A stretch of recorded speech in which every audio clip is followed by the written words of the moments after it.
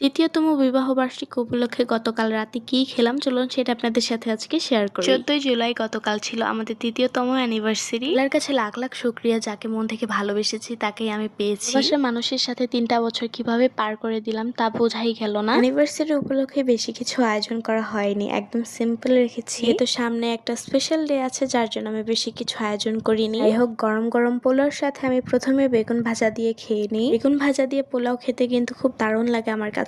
আমি খাই রোস্ট দিয়ে। নিজের হাতে দ্বিতীয়বার এই রোস্টটা রান্না করি। রোস্টটা খেতে যে এত বেশি মজা হয়েছিল আমি এক্সপেক্টই করিনি যে এত মজা হবে। আসলে স্পেশাল ডেতে স্পেশাল কিছু রান্না করে খাওয়ার মজাটাই কিন্তু আলাদা। আমি আমার অনেক ভিডিওতেই বলেছি যে আমার কাছে পোলাও, রোস্ট, তারপরে হচ্ছে কাচ্চি বিরিয়ানি, এগুলো আমার খুবই বেশি ফেভারিট। এই খাবারগুলো যদি আমাকে 3 বেলা দেওয়া হয় আমি 3 বেলায় পেট ভরে খেতে পারবো। যাই হোক, আমি এখানে রোস্ট দিয়ে খাওয়া শেষ করে একটু ডাল নিয়ে নেই। ডাল দিয়ে পোলাও খেতে বেশ ভালো লাগছিল। আলহামদুলিল্লাহ, এগুলোই ছিল আমার গতকালকে রাতের মেনুতে।